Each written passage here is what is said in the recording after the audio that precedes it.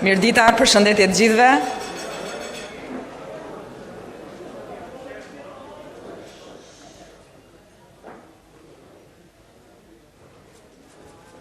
Në frymëzimin e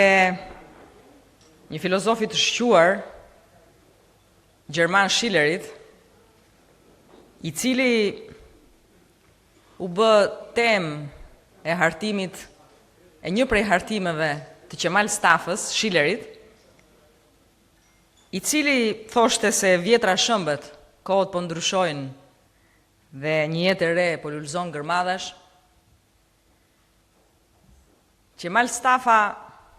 guxoi të thoshte, vetëm kur ishte 15 vjeç, se ne kemi besim në vetvete, ndaj dhe guxojmë.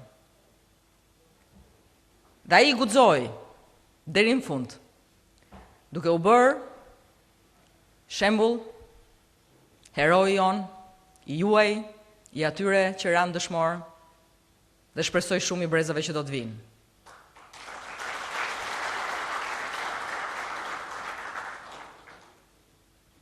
Ndaj, le të vazhdojmë të rrimë gjithmonë bashkë, të dashur veteran, pasues veteranëve, familjar të dëshmorëve të atë dheut, sepse ne duhet të guxojmë dhe ta kujtojmë luftën nacional shqirimtare pa urrejtje, por me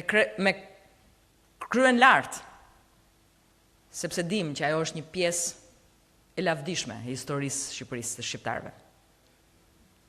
Gëzuar 5 majin, ditën e të rënëve, ditën e martirëve, ditën e dëshmorëve, dhe më lejoni që në emër të gjithë përfaqësuesve të lartë të shtetit, ju falenderoj që keni pranuar ftesën tonë dhe ta kaloni gëzuar sot, i jap fjalën tani Kryeministrit të Shqipërisë, Edi Ramës. Gëzuar dhe një.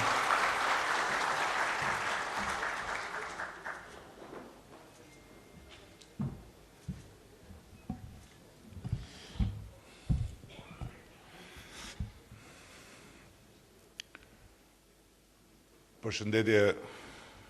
të gjithëve, vetëm shqiptarët e kanë ndjenjën e të bukurës aq të fuqishme sa e paguajnë me jetën e tyre kënaqësinë për të qenë vetë rrufeja në furtunat njerëzore të luftës, thoshte Faik Konica. Dhe për shumë kënd këto mund ngjajnë fjalë të bukura të një njeriu të madh të letrave, po për ata që janë dëshmitar të një epopeje si ajo luftës nacionale shqiptare apo pasardhës të tyre që janë rritur me historitë e asaj lufte, këto fjalë janë të goditura në shenjë, sepse flasim për një provë të gjallë të historisë sonë. Më vjen shumë mirë që jemi këtu sot së bashku dhe përsëri përkujtojmë 5 majin, një ditë të shënuar, e cila na mbledh nën emrin e Qemal Stafës, por edhe na jep mundësinë e këtij momenti për të evokuar një histori guximi dhe për të rishprehur mirënjohjen dhe respektin tonë ndaj asaj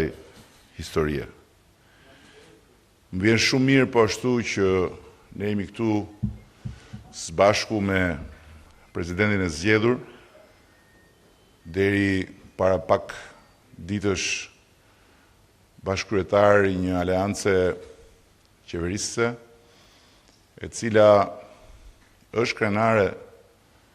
për shumë çka, po patjetër edhe për vendosjen në vend të dinjitetit në përkëmbur të veteranëve të luftës për vite me radhë dhe patjetër edhe për vendosjen në vend të raportit që duhet ketë çdo qeveri e Shqipërisë, pavarësisht kajeve politike, me atë luftë që arreshtoi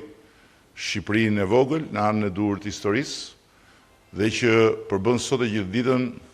një arsye për të ndjerë natyralisht pjesë e familjes europiane dhe patjetër edhe NATO-s. Nuk dua të zgjatëm shumë si zakonisht, sepse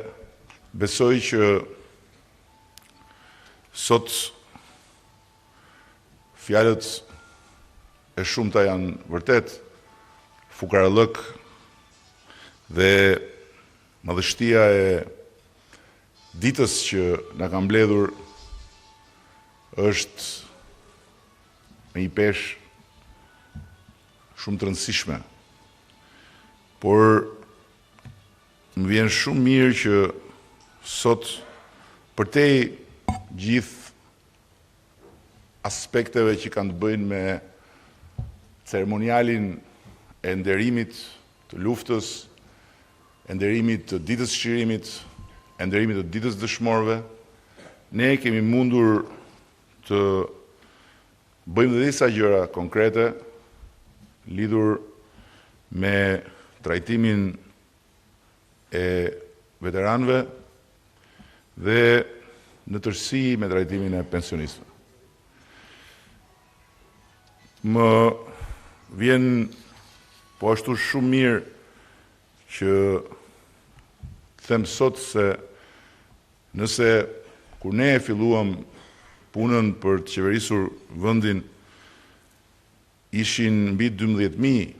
pensionistë që merrnin shpërblim për kontributin e dhënë gjatë luftës dhe çuditërisht shumë nga ata që e merrnin këtë shpërblim kishin lindur në vitin 1944 dhe mbrapa. Ne kemi arritur ta pastrojmë këtë skemë dhe realisht ta çojmë këtë shpërblim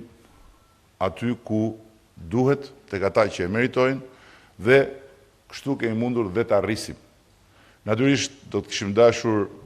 të arrisnim shumë më tepër, ashtu siç do të kishim dashur të arrisnim shumë më tepër dhe pensionet në tërësi, sepse jemi të vetëdijshëm për vlerën e tyre të vogël në kushtet e ditëve të sotme, por ju siguroj se kemi bërë gjithçka që kemi mundur dhe jam i bindur se do të kemi mundësi të bëjmë më shumë duke vazhduar reformat, duke rritur të ardhurat dhe duke krijuar kushte për të shpërblyer më mirë jo vetëm ata që janë sot në punë, por me të gjitha ata që kanë punuar një jetë tërë dhe që nuk e kanë për hir vërtetës ende një pension dinjitos. Në mbyllje, më vjen mirë që kam privilegjin që të jap fjalën presidentit zgjedhur, i cili për hir vërtetës fal talentit tij politik ka arritur të jetë sot jo vetëm përfaqësuesi juaj dhe i joni, por dhe përfaqësuesi i palës tjetër, gjë që pala tjetër nuk e pohon, por nuk e mohon. Dhe unë jam i bindur që me kohë do të filloj ta pohoj. Kështu që zoti presidenti i zgjedhur jeni ftuar të merrni fjalën dhe unë po ulem pranë bashkëkryetarit të ri të Aleancës për Shqipërinë Evropiane, shokut tim Petrit Vasili.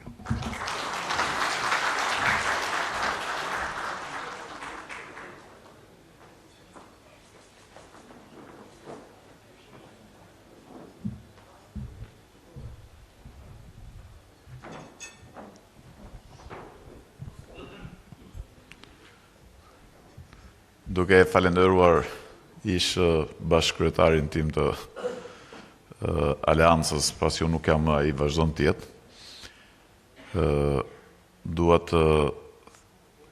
flas fare shkurt. Një nga themeluesit kryesor Bashkimit Evropian ka thënë përpara se të krijojë Bashkimi Evropian që jetojmë të gjithë në të njëjtin qiell, por nuk shohim të njëjtin horizont. Kjo referencë është aq kuptimplote sa nuk ka ku të vej më mirë kur bëhet fjala për Qemal Stafën, për Margarita Tulanin, për Manusha Limanin e për shumë nga herojnë tanë që bën sakrificën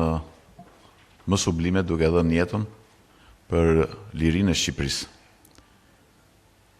Dhe vërtet edhe sot e kësaj dite, po të shohësh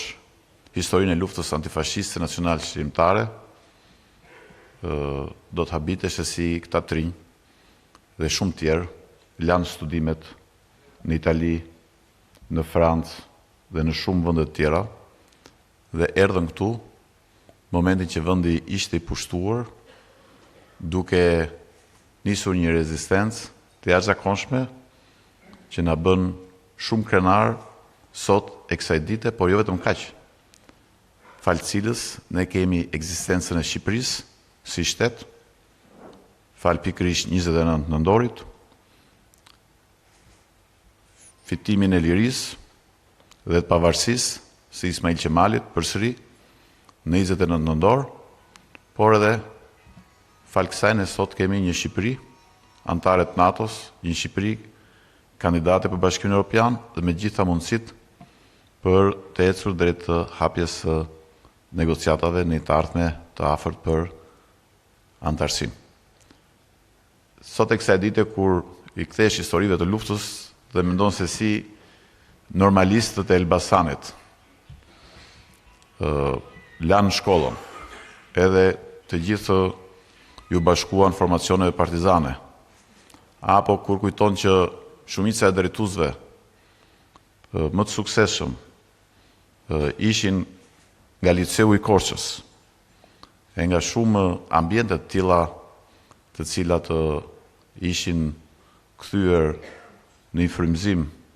për gjithë të rinjt, për lirinë e vendit, për çlirimin e tij, për progresin social, padyshim që nuk ke se si të mos kesh një reflektim shumë të thellë dhe mirënjohje të jashtëzakonshme që pikërisht Shqipëria duke ecur në frymëzimin e tyre u çlirua dhe po të kishte dëgjuar tjerët të cilët thoshin se këta ishin fëmijë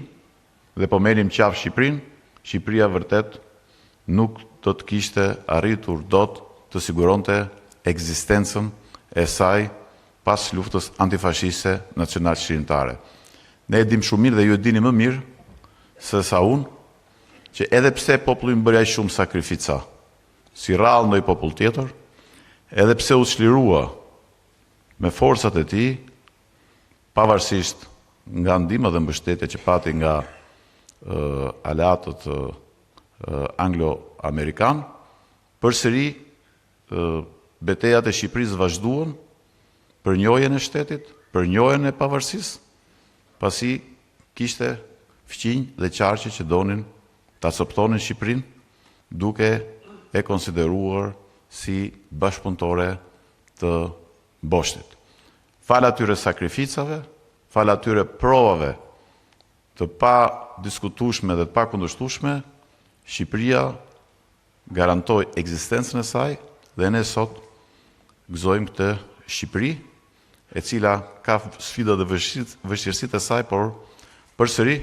është Shqipëria jonë, është një Shqipëri që ka mundësi të jashtëzakonshme për të bërë akoma më e mirë fal punës dhe fal bashkëpunimit të gjithëve.